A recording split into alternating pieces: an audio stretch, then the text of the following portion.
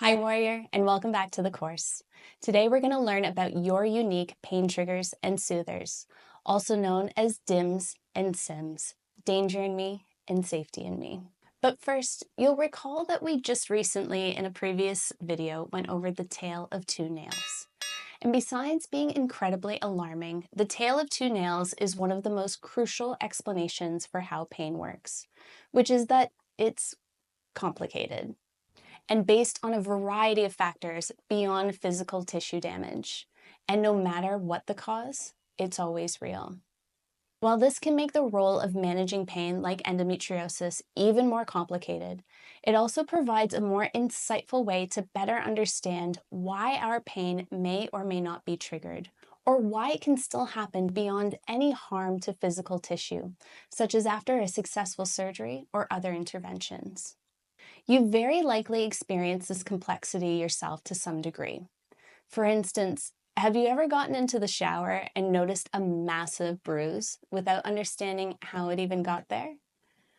Or maybe played an aggressively competitive game of Red Rover, remember that one? Banged up your knee pretty bad and not noticed the pain until well after? On the flip side, perhaps you've found yourself in a good part of your cycle, if that even exists, but we're still overcome with excruciating pain without much explanation. These are all examples of the biopsychosocial elements of pain at play. To better understand this, it's important to know that the pain experience is heavily influenced by various factors which can amplify it, including our emotional state of mind, the things we hear, taste, touch, and smell, the things we think, feel, and believe about our pain, such as, I'll never get better, or my pain is something I can control.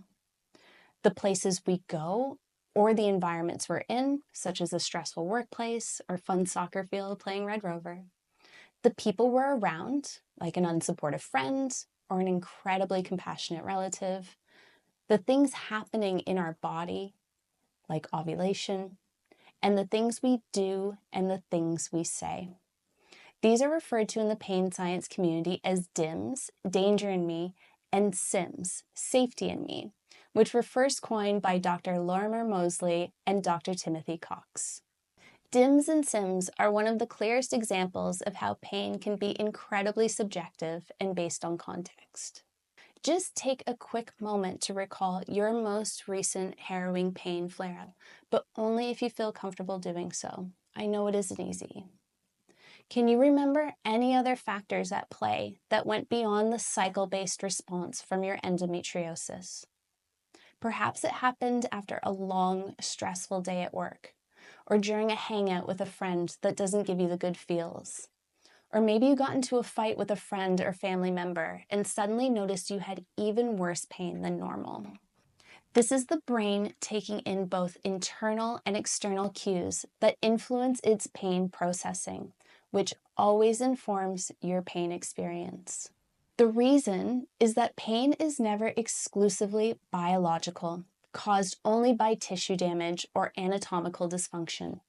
And while endometriosis at a purely biological level is enough to incite severe pain, the context to which we experience it can be crucial to how much more bad the pain is.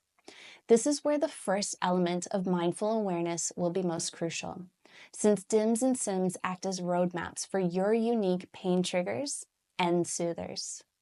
To gain a clearer understanding of your personal DIMS and SIMS, the homework exercise will guide you in identifying the specific factors that are more likely to trigger or intensify your pain, like that rude friend we still hang out with for some reason, along with the safety strategies you can implement to help alleviate it.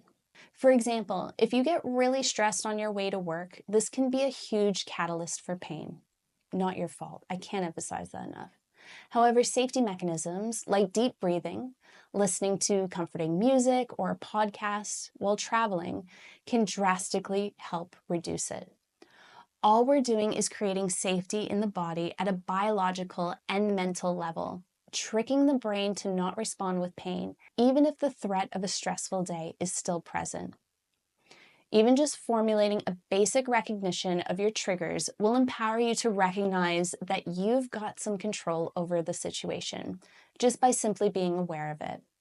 It's important to be aware of the fact that DIMS and SIMS can be found in the oddest of places.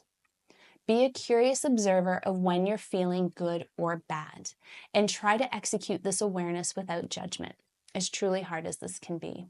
Pay attention to the environment and what's going on. This could be a clue. We're going to become data scientists on our pain triggers and soothers. Witness, observe, and document. This is one of the greatest tools we'll undertake and provides so much insight into who we are as people. DIMS can also serve to let us know which areas in our life may need a bit more maintenance, which is where the help of a trusted therapist or friend can really come in handy, especially if the DIM is something that we feel is so much bigger than us. No matter what, we can handle these DIMs, even if we don't think that we can. We just sometimes need the nudge of an outside supporter to help us get there with a proper reframe. And as much as I'm avoiding being the nagging teacher and saying, do your homework, if there's one exercise I must insist you do, it's noticing your DIMs and SIMs. These are one of the greatest ways to take back control and not feel dominated by your pain. And if pain flares up and we know it's because we've been stacked with DIMs, just acknowledge that and be compassionate to your experience. No one deserves to be in excruciating pain because of these triggers. It is so truly, truly unfair, honestly. All right, that's it for now. Thanks so much for watching, Warrior. As always, we'll see you next time. You've got this.